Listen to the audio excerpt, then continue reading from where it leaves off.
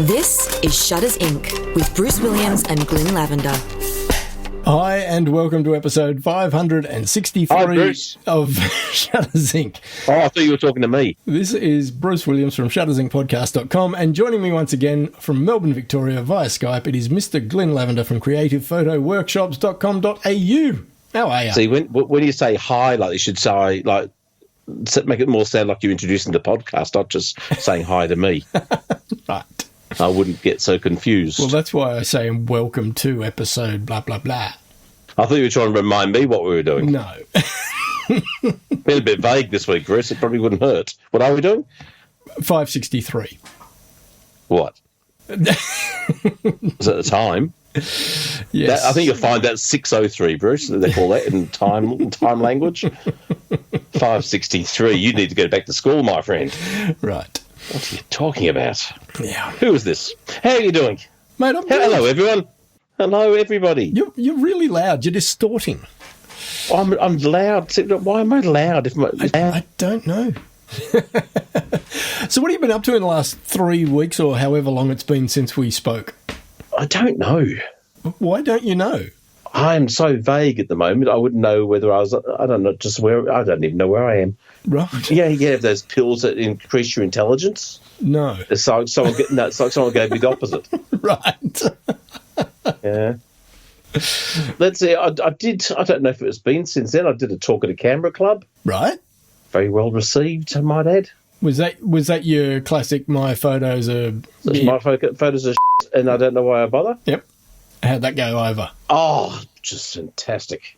Excellent. 293 pages of PowerPoint fun. Yeah. Death by PowerPoint, as my son says. It sounds a lot when you say it like that, doesn't it? Yeah, it does. Yeah, but it's only an hour. Yeah. Oh, yeah. Wow, that's hammering. You get through them pretty quick, you know. But I've got to say, I am loving, finally technology's working for me, okay. Which doesn't normally do, that I can use my iPhone to control my PowerPoint presentation on my Mac. Nice. Or my Keynote, my Apple Keynote presentation. I prefer Keynote. So you can use the iPhone as the remote to advance the slides. and it's got the screen of so it shows nice. me what it's on my screen, so I can actually look at what without having to turn around and look at the screen. I've got it there in front of me. Right when I waffle off in the wrong direction to the conversation, which happens like every third slide, right? It helps me get back on track. Given that you live in the Mac ecosystem, you would also have an iPad, wouldn't you? No. Oh. No, I went to one for Christmas, but my wife bought me a garden thing. Not an iPad. Oh, she bought me a shed too. Right. No. Well, I've got an iPad, but it's old. Yeah, right. Well, it strikes me as odd that you don't have the latest iPad. I got the very first iPad the first day it came out. Yeah, right. And then I didn't get another one. I don't think I've ever got another one since. Right. I think I've got like hand-me-down ones because the kids keep, they update theirs or whatever, or my wife updated hers, and so she's got the iPad Mini, which is rather nice. But my phone's so big that it kind of it's like having a mini iPad in your pocket anyway. Okay. Fair enough. So I read my books on there and all that sort of stuff. But I would like one, and then I'd like the keyboard to go with it because I'm a gadget guy. I just like the gadgets. Well, I was just thinking that, like, what you were just describing, like, having that on the lectern in front of you would be even better than your phone because... Except I don't have a lectern. I tend to wander back and forth, which is why having the wireless, the Bluetooth screen is better because I can stroll back and forward, whereas the iPad, I would imagine, would be connected via a cable to the projector. Oh, okay. Well, that's what the computer is, so I would imagine the iPad would be. Oh, I meant using the iPad as your controller and your preview device, separate from wherever you're... Because where were you playing your PowerPoint from? From my Mac. Right, so you'd have your Mac as well as the iPad. Yeah. And you could have the iPad. But why would you have an iPad if you've got a Mac? Well, I was just saying, in place of the phone, because it would give you a slightly bigger screen to preview your images, but maybe because then I have like a 13-inch Mac with an 11-inch side screen just to see. And if I was really desperate, I could just turn around and look at the huge screen. The funny thing was the venue for this talk was in a part of the local government Bura Centre of this township. A huge auditorium. They had like 50 people there, which was really nice. But you could turn all the lights off except for one that wouldn't go off. And it was the one right above the screen. Oh, no. So you got this bright light, which I said fine because it makes my photos look better if you can't quite see them. so that was good. I've had this segment in my presentations for a while where I try and talk about vision rather than composition. Okay. All right. So I'm not a big fan of composition, but vision is all about storytelling, about what do you see and how do you put those elements in that tell the story of what you're seeing. And then our good old mate Dave Duchemin the other day completely flipped my script. Oh. He said, how does it feel? Right. Not how does it look and what do you see? How does it feel?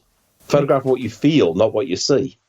And to me, that's like a ding, ding, ding, ding, ding, ding, alarm bells going in the head. That's exactly right. Wow. Especially in travel photography, where you're in environments where you're often confronted with things, let's say you're on the burning Ghats in Varanasi watching a person being burnt. That's a lot more than just a visual experience. That's certainly a feel thing. Sure. So how do you convey that feeling into the photo rather than just the lining up elements to tell a story? And how do you convey that? To me, it's like the next step. Yeah, so you go composition when you're starting out, rules of thirds, fairly boring stuff, and then you get into vision and storytelling, where you try and arrange elements in different sizes depending on the lens you're using. So you get things different weight by where you place them, how big they are in the frame. Then all things like colours, warm colours, cold colours, all these other elements you can use to storytell and visualise. That's kind of like the next step. And then I think like the next step along as well is taking all those skills, but then incorporating feel into it, or the bringing more a visceral imagery into it. Yep.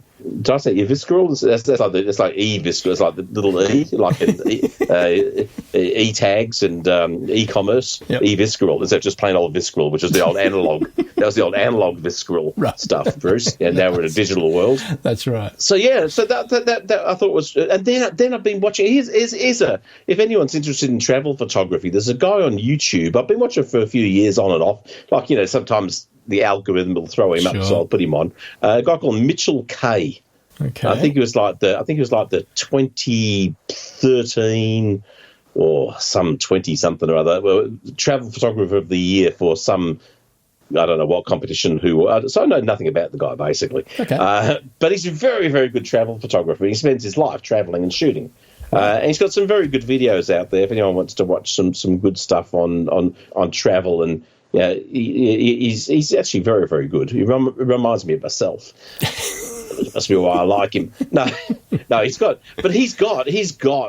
that feel in his shots. A lot of his shots has emotion and feel in it rather than just good elements and good light and good right. But I'm a bit of a sociopath, so maybe I don't have the ability to feel and show those things in photos. Maybe he's just too nice a guy.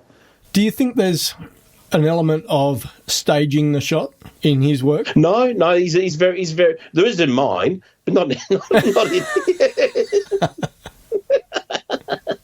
Okay. If by element you mean, can you stand over there and look over there? There's no staging in my photos at all, Bruce. No, don't move. Yeah, here's $10. Stand there. No staging in all of my work. That was the question that was asked: is do you pay for your photos? Which is always asked at every talk I ever do on travel photography, and the answer is always yes and no.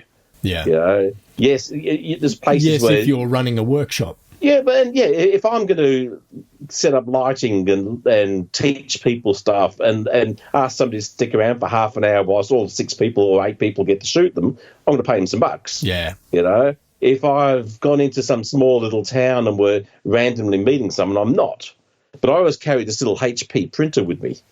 And on the special occasions, we're having so a you really can print good out some local currency. No, that's right. Here's $10. Yeah. No, a little tiny thermojet printer, and so I'll take some photos of the people with my camera. Yeah. Then I'll pick up my phone. I'll do a couple of shots with my phone, nicely laid out, composed, and then I can Bluetooth from my phone onto this little printer. It prints out almost like a little instant photo from the Polaroids. Yeah, right. Yeah, and I give them those. Nice. And they're far more appreciated by people than a few shekels will ever be. Yeah, right. And I think that experience of sharing and when you give someone the first photo they've ever had of themselves in their life, that's a hell of a lot more than, okay, I've got 2 meals for this week and then it's gone. Yeah, shat out by Thursday or put a pin on the wall for the rest of their life, Yeah. So, and it works out to like 80 cents a print or something, these things. They're so cheap. Which is nothing, yeah. Yeah, nothing at all for the value that they get out of them. And, it can get a bit chaotic because you do one, then 50 people run over the all once. So you kind of you have to move on, and all of a sudden you've got 2 hours of shooting and printing to be doing. So you kind of got to pull a pin on it at some point. But that I find that's a great thing to do, and it's small. You can keep it in your bag, and it's not like people carry pens or notebooks or stuff like that, and you're never really quite sure how well used or where they're going to go to, or are you giving them to the right people versus a photo of themselves everyone kind of loves. And I often then take a photo of them holding their photo.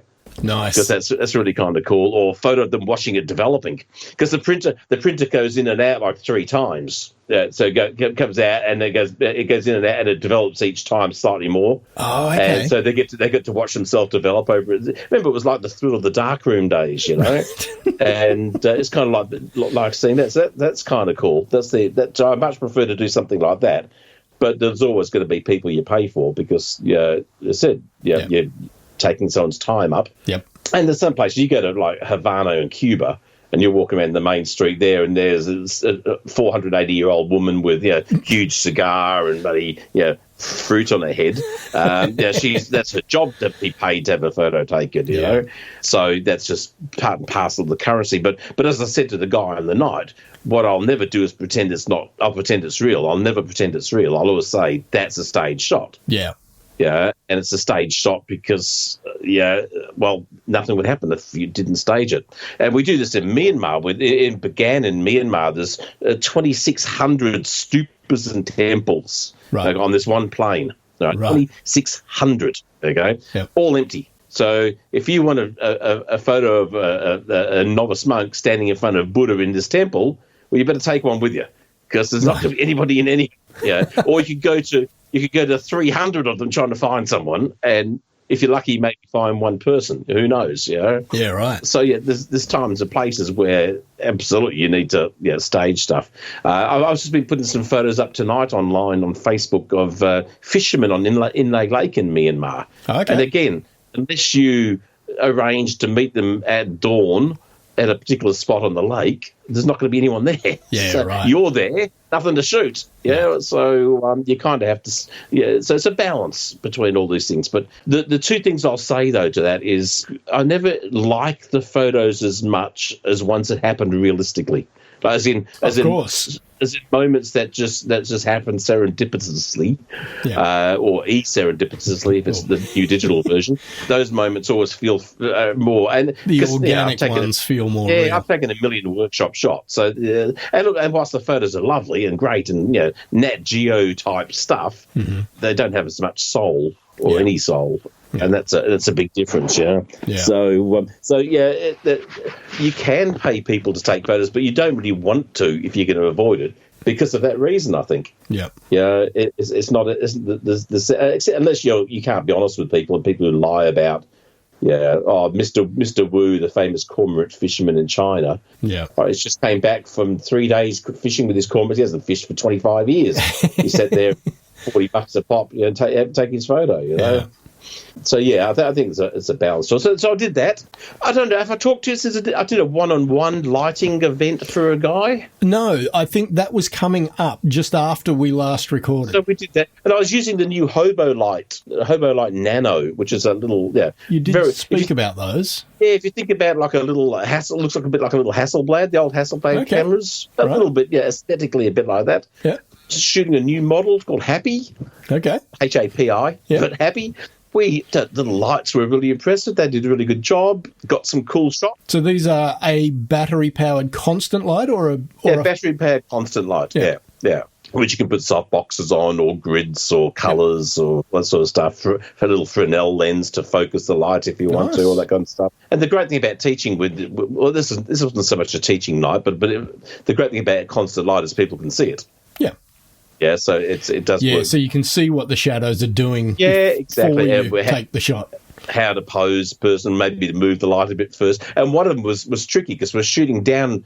He's got a very narrow foyer to his front door, which is all glass but with cross beams. Okay. And so I'm leaning a light on a pole, shooting it out onto his balcony through its doorway to throw the cross beams of shadow and light onto the wall, which is textured cement. Right. And then with our model with this top off, leaning all the shadow. But yeah, thank God for constant light, because it was just trying to get his nose in just the right spot. Yeah. Because we were playing with the shape of the shadow too. Right. Gotcha. So when you're working with shape of the shadow, if it's not there except for a fraction of a second when you take a flash shot, oh God, nightmare. So you could be a little bit more, stop, bang, shoot, and you're getting everything you want. So that went really well. I think we've got some pretty cool shots there. And was the client happy with it? Yeah, I think so. Hard to tell. He wanted three photos. He just took the money and ran. Well, of course. He wanted 3 photos to enter in this photo competition, and he only ended up choosing 1. Right. So it means that all the rest were crap, obviously. All the rest was really good, but there were all different themes. He just liked this one coming through the doorway kind of look. Okay. And I agree with it. It was a killer shot. So I can understand why he would do that. In fact, let me just, because I took one as well. Where's my little Skype window gone? I was going to send you. I'll send you the photo if I could have. I've been trialing out some new software from Luminar. Well, not new to me. Yeah. Luminar Neo software. Okay. And it's really good. Not really. It's quite good at fixing slightly blurry photos. Right. Yeah. When you've kind of maybe kind of stuffed it up a little bit too much, which is not unlike me at all. And so I've been sort of playing with photos. And what I said, when you're doing a lot of travel, when you're doing travel stuff, things happen very dynamically and very fast. Yeah. So you don't always have time to change settings. No. Yeah, you've got a fraction of a second to take a shot. So sometimes they're a bit blurry. Sometimes they're overexposed. Sometimes they're underexposed. Sometimes they're all of those. Well, they're not over and under, but they're overexposed and blurry. Usually the case, the shutter speed's too slow. It's all overexposed. They're blurry. And I've been rescuing a few shots that were kind of lost. Right. So that's been kind of good. Nice. Let me just have a look at this one. I think this is the photo I think he's submitted. Let me just see if I can pull it up. So then I did another natural light workshop. Right. Which was a lot of fun with a lovely young model, young bloke called Thomas. Right. He was very nice. So we got some good stuff going with him. Yeah. So I've been actually quite. I had a week where I had 4 events on, 2 talks, and 2 shoots. Nice.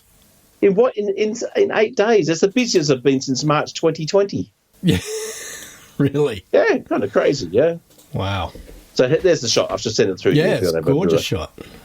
Bit of a gander. So, yeah, his veranda's kind of cool with that little, twirly sort of columns and stuff. Yeah. And so it's just kind of nice and just playing around. And so here's the funny thing is he's only got a little point-and-shoot Leica camera. It's like a little tiny little, and it's old. It's like 15 years old. Oh, okay. No, it's maybe 3 megapixels or something like that. I don't know. So I thought on the way over, I'm going, I reckon I'm going to try and get him to shoot with my camera. If I just set it all up, all he's got to do is focus and press the button. Yeah. And that way, it'll be at least higher quality. Yeah. So I've got to myself, I wonder how I can convince him to do this, So I get to his place and he goes, I've been thinking, my little camera's not very good. Do you reckon I could use your camera? I went, yeah, I suppose you could. Yeah, I suppose you could. Yeah, we could probably make that work. And that made it so much easier, I could just set everything up. Because he's not a photographer. He's just, he likes entering this photo competition, basically, even though he's not a photographer. Right. But it's a community thing more than a photography thing. Right. So that was good. So 4 events in a week, and then I had a little lie down, a bit of a nap. I can imagine. Not sure what came over me. Since 2005, Shutters Inc. has been a labour of love. But beyond the time required to produce it, there is also a financial commitment. If you find value in the podcast and would like to help keep the servers running, hit up the Patreon link which is in the show notes. Even a couple of dollars a month will help. Much appreciated. Now, back to the podcast. Now, did you see the 4 images that I dropped into the Skype chat window thing? Well, I didn't look at them. Oh, okay. No, I thought I'd do it live. Yeah, live critique. Right. Do you want me to look at them now? Oh, whatever. If you've got other stuff to crap on about, I've always got stuff to crap on about. Jesus. Always got stuff to crap on about. Oh, sorry, I've decided today, I was talking to you just before we came online, I've just decided I'm going to try and write a book. Right. On natural light portraits, and I was going to use not Chat GPT, but an AI program to help me build it. Right. But based on my imagery and my vision and my thoughts around how to shoot and stuff, because I've got all these 300-page PowerPoint presentations on lighting and stuff, and I figured but so if anyone out there knows how I can convert my presentations into so it makes them better and makes them booky, and I've just got to add a few more words because the presentations don't have any words. Yeah, 300 pages, 85 words kind of thing, because it's all in my head. But I thought that would maybe kind of keep me busy, and give me something to do. But my ability to focus on only one thing at a time has found it somewhat of a difficulty. But I only started this morning. I put in a solid half hour. And I might even do some more tomorrow. Right. So that's the last of my news. But if anyone out there knows how to do ebooks using AI and my stuff, get in touch with me. There's $1 in it for you. In that case, we can talk after the podcast. I can put you onto someone. No, there's only $1. No, I was being serious. There's $1 in it for you. Right. I haven't got any money. How can I pay them? Okay. Right, so you've been taking some photos. I did. So what for? Staff at the ABC, we needed... What so for? The presenters on air... so you recall I did the images of them in the studio. Well, we also have presenter profile pics that are used on the ABC Listen app. So when you listen to your local ABC station at a particular time of the day, whoever's on air at that time, their profile pic comes up, and it's always shot on a white background. So I thought to myself... Does AI animate their lips in the picture to the words that they're saying so it looks like they're talking at you? No. Because I think you could try that, Bruce. Yeah. So anyway, they wanted... That's a no that I'm taking. Yeah. So they wanted a portrait of one of our presenters against a white background.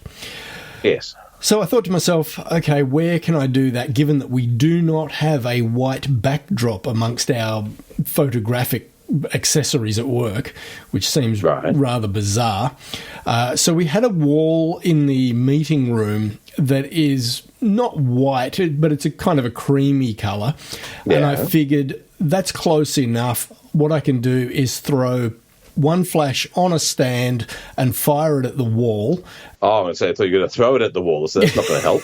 And then expose that so that it's almost at clipping point, and then have the presenter stand in front of that stand so that that stand and flash is actually hidden by the presenter. Mm-hmm. And then on camera right, there was a drop-down film screen, so it was actually white, but I didn't want to use that as the backdrop because then I'd have been bouncing flash off a wall which was cream, and that would influence colour. So I thought, put them against the wall, bounce flash off the white screen to their side. Oh, so camera left then? No, camera right.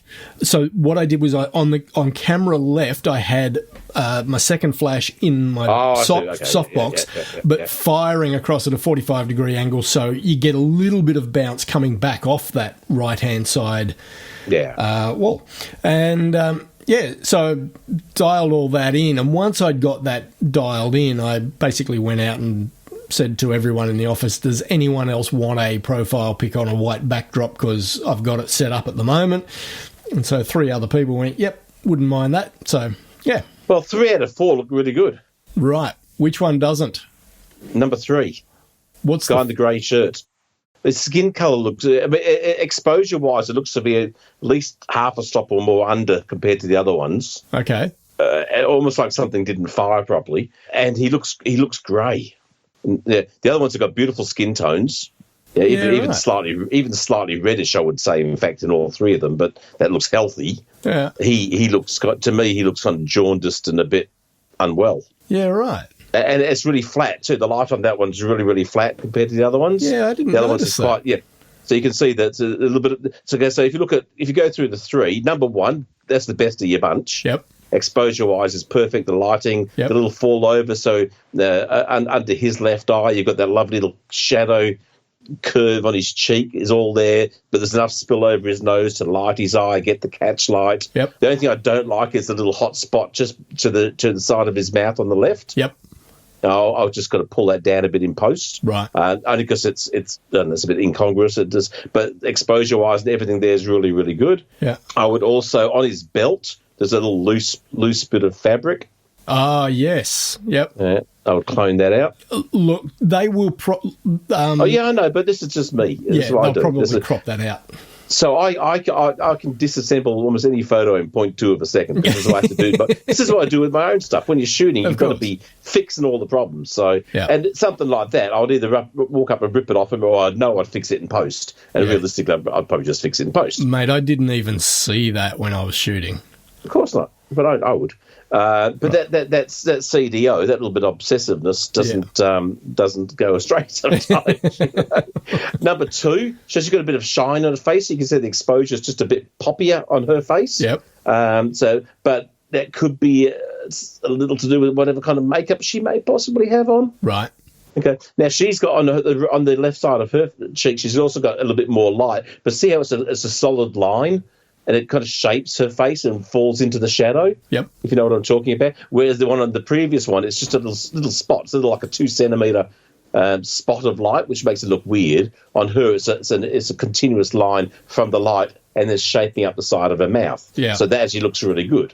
Right. Okay. So that shapes her face. The previous one just is a bit off. That's all to do with it. She's facing a little bit more towards the light and he's not. You know, so that's the drop between the 2. There's the stray hair on her over her right ear, or it might be her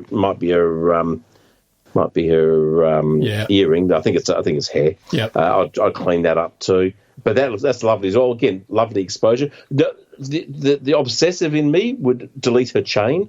Oh, okay. Yep. Because you can't see the pendant, all you can see is the bit of the chain. To me, and that solid bit of hair comes down. It looks like it's. I don't know. I'd delete that solid bit of hair. Yeah. That makes it look like the V of the chain, and I'd get rid of the chain. It would just clean it up, and my eye would go Yeah. But then when we get to the third guy, are you going to put all these up on the podcast? Yeah, I can put them up. See? Yep. Yeah. Now, again, it could be my monitor, or it could be the photo sucks. A couple of weird things going on. His left arm, where his shirt is also kind of weird blur. Yeah, that was me being sloppy with the mask. Yeah, there. So I thought it was. So what were you masking? Were you trying to pop up the background brighten up the background a bit more? Yeah, what it was that the expanse of wall that was behind him was not very wide, and I had to extend. Yeah, that's one of the most common things you do in studio photography is extending backgrounds. Yeah. So that's extremely common. So I'd clean that up. I would also, on his left arm, it's actually part of his shirt, but it's got this kind of weird little bulge sort of halfway down his bicep. Yeah, I see. Because it's on the other side, but it's bigger. But on that side, it just looks kind of odd. So I'll probably clone that out just for my own sanity as well. Yeah. And I reckon if you boost the exposure on him by half a stop, and maybe a touch of contrast, he'd pop like the other guys. I think it's just a bit flat. I think the post was really weird because it was exactly the same settings and exactly the same. He stood in the same spot. How many shots did you take of him in a row? About 4. Okay, but I didn't shoot so far. Oh, a 16th. Yeah, so it should have been fine. Yeah, absolutely. It just looks. it looks lacking in contrast and a bit of exposure. Yeah, so weird. If you zoom in on his face, the exposure is actually really good. Right. I mean, if you zoom just in a bunch, he looks under. Right. But if you actually look at the skin detail and stuff, he's actually really well exposed. He's just flat. Yeah. Put a bit of contrast, third to half a stop of extra light. Yeah. I reckon you'd go bang, awesome. Yeah. And then the last one, so you can see on the light again on the left side of her mouth. It's not as bad as the first guy because it kind of comes down from her cheek and wraps around her lip. But it's not as good as the other girl where it sort of comes up from her chin, I should say, and sort of shows the shape of her face. If she were, so what I would do to fix her, that little bit of shadow from her lip, so it's like a looped shadow on the left side of her lip. I think I know what you're talking about. Yeah. Yeah. So if you imagine, her looking at her on the right hand side at the base of her lip. Are we talking the girl with the frizzy hair or the girl with the straight hair? Girl with the frizzy hair. Yeah. Girl with the frizzy hair. Yeah, there's like a loop. So it's probably not a loop of shadow. It's just the way that little bit of light that's coming down in like a little stabby, sharp point of light from her cheek down to pointing towards her chin makes it look like there's a solid lump of shadow underneath her lip. I would just lighten that shadow a bit. I think you'd find that'd pop even more. Right. That would come up. But everything else looks pretty good on that one, dude. Okay. So nicely done. I mean, think about it. 3 out of 4, pretty much nailed. Yeah. Oh, no problem, big problem. Huh? I can see the flash stand behind her hair. Oh, yeah. Had I not noticed that? Had I not noticed? I hadn't noticed that. So clone out the flash stand. I'd probably just clone a bit more hair in there. Yeah, well, if you don't use Photoshop, so Photoshop, I would just do a little lasso there and do content aware fill. Yeah. And it would basically fill in with the hair. Yeah. And job would be done in 0.2 of a second. So if there's something like that in Dark Chair or whatever it is you use, I'll just clone that sucker out. What else? But no, looks Hugo. 4 shots, bang, bang, bang, bang. Yep. Only stuff that we'd everyone else might see the light stand, but there's only stuff that we'd see that we'd pick on. Yeah. But that's what we have to do. That's what makes us want to be photographers, is to get that right. That's it. So, and really, it's only that third one and the flash stand, the third one that really needs work. Yeah. And again, standing by itself, it's actually fine. It just doesn't look as good as compared to the other 3. Yeah, right. So if you to see them alongside each other, he'd go, well, what's wrong with me? Why'd you make me look so lifeless? Yeah. What do you reckon? So the shoot took 10 minutes? Yeah. Yeah, it's good, isn't it? Yeah. 10 minutes to set up and 10 minutes to shoot? Yeah, about that. Yep. Yeah. How far away from the wall were they? I got them as far away from the wall as I could. Of course. Which was probably about a metre and a half. Okay, so it's not very much. So I'll give you big kudos for not getting flash bounce back into your camera and getting loss of contrast. It's really hard to control the flare of the light bouncing back off the wall at such a short distance. Okay. So what I did was I deliberately put the stand with the flash on it as close to where I was going to have them standing as I possibly could. So you still get the most distance. So I wanted as much distance between the flash and the wall as possible so that the light from that flash had a chance to spread out. Yeah, exactly. And wash the wall out. But also to put enough exposure into it to make that cream wall go white, you're very likely to get the wash back basically of that light. Oh, okay. So you've done really well. It would not surprise me is if you're setting it up and you go, oh, why's it looking so? It's because the wash back from that flash bouncing off the wall just throws all the contrast out of your shot. Oh, right. Yeah. In fact, no. So I did a few test shots, obviously, where I didn't have someone standing there. Yeah. And I just focused on the stand that had the flash on it and just did a couple of shots. And of course, this is the beauty of now having the Yongnuo controller on my camera and being able to control exposure output from the camera. It was just like, take a shot and go, okay, well, that's about half a stop under, so just crank that one up half a stop, Yeah. Bang, so another easy, one. isn't it? Yeah. Oh, yeah. love it. Absolutely love it. Makes life so much simpler. Yeah, and then you get, someone to stand in place, and then you do exactly the same thing with the second flash in the softbox and just dial that in. Yeah. And then once you've got it, it's like shooting fish in a barrel. Yeah, it's production line stuff. Yeah. Yeah, but and being that these people are all in the entertainment industry, they're not shy of standing in front of a camera and doing a bit of a pose. Yep. So it's easy work because those people are they're not self-conscious or shy or whatever. Yeah. To work with, so they make your life a hell of a lot simpler. Yeah. But nice work. But and again, really really good that you're doing this sort of stuff and then prepared to show it, because all these little, and we're going to call them mistakes, but they're not. All these little tweaks that need to fix. That's how people go to the next level. How do I elevate my stuff? Yeah, how do I elevate my shots? Well, yeah, and it's a really good exercise to go through all sorts of photos, people's photos, and see what stuff that you would do differently, or how you would fix it and improve it, or what you might clone out, or how would you change exposure, or all those kind of things. You know? Yeah. I think they're very good. So well done, mate. Thank you. Yeah, we've had compliments almost every photo you've done this year. What the hell's going on? I'm trying to do at least some sort of photography every month this year. Good. Yeah, 12-month challenge. Absolutely. Because I feel like, there's been a few years over the last, 5 or 6 years where I really just have either not had the time or not had the inspiration to pick up the camera. Yeah. And so easy to do, isn't it? Oh, it is very easy to do. It's easy for life to get in the way.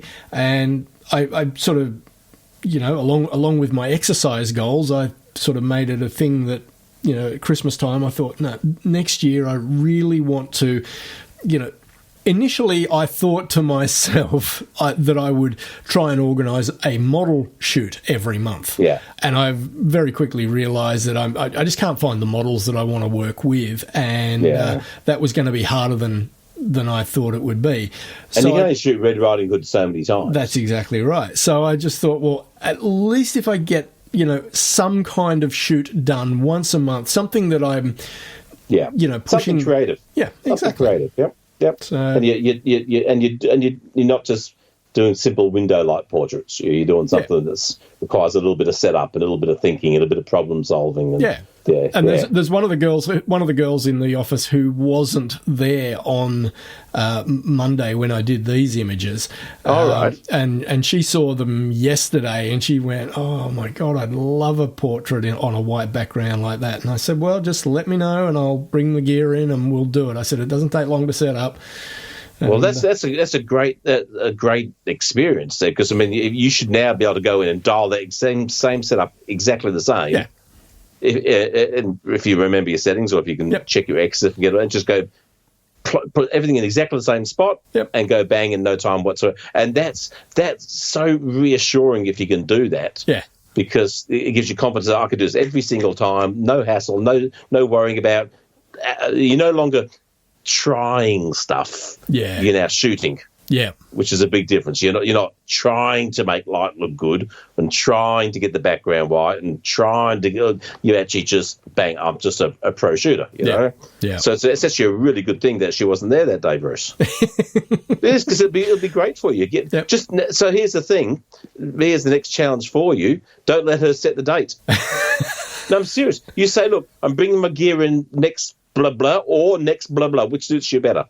Oh, I see what you're saying, right. You don't let her set the date, because she might put it off. You set the date so it's all fresh and bang, get it done. And that's your next. If you haven't shot this month, it's beginning of June. Have you shot this month yet? When do you do these ones? Monday. It was the 3rd of June. Bugger. Yeah. But that's okay. That's fine. You shoot twice in a month. Yeah. Just change the date on your camera so it says July. Because you lie about it. Yeah. So that's like a Mexican pun. Because they don't pronounce the J, Bruce. That's right. Julio. You take control and set the date, right? Yeah. And get in there and go bang. Yep. Absolutely. Brilliant. Yeah. Brilliant. Well, cool. Well, I think we've waffled on more than enough. I think we have nothing else to say. That's right. Nothing else to say. You got anything scheduled for the next couple of weeks? Can't remember. Oh, I've launched my How to Use Your Camera workshop for the first time in about 6 years. Nice workshop. So I'm doing one of those. Just figuring that some people, might prefer to just sort of scale it back a little and just do that. So that's coming up in July 6th. That's a few weeks away. When you're advertising that type of workshop, do you specify that it is SLR/mirrorless, or is it point and shoot as well? No, just SLR/mirrorless. Interchangeable lens cameras is generally how I phrase it. Right. So make it not too confusing for people. Yep. I think I've got another 1 or possibly 2 talks coming up. I can't remember. I'm pretty sure. Nice. Sometime in the next couple of weeks. More how my photos are crap kind of thing. Yep. But I'm percolating a new talk in my head, and how it's tentatively called "How Heavy Are Your Photos?" Oh, okay. So it's all about visual weight and visual balance and visual. Yeah. So it's more that next step of discussing weight and stuff. Nice. And why things are framed the way they are and stuff. So that's sort of coming. Yeah, and I did a post on Facebook this week where I had 2 photos of the same girl taken a fraction of a second apart, and one she's looking down, and one she's looking straight down the barrel. And straight down the barrel, as a younger, she's like 10. You know, so one is confident and brave and strong and bold and a little bit cheeky kind of look, and the other one's reflective and just the very act of her looking down with her eyes for that 1 second completely changes the weight and the feel of the photo. Yep. So it's kind of think, it'd be nice to sort of showcase just that kind of differences and decision in the decision making process of A, what you shoot, or B, what you show, because you might shoot both and only show one. Yep. So that's a new talk that's sort of percolating in my brain. I'll see if Chat GPT can make that sound good. But I thought you said you don't write any text for your. I don't know. It's all in my head. That's the problem. It's all. It's. But I was exploring, Mr. Tweedy. I was exploring for about 15 minutes today the concept of using AI to build my presentations. Right. So to visually build them as opposed not content, but just for style. And so if I could find a really interesting template style that I could just type in, because like some pages might not have any words, but some just might have half a dozen words on it, and they're like triggers for me to know what to say, kind of thing. Yeah. And it'd be kind of nice to make them look a bit more pretty. I think it'd be kind of nice to use AI to actually make life a bit easier for people rather than taking all the good stuff, stealing people's photos, writing people's books for them. How about get it to do my laundry? That's it.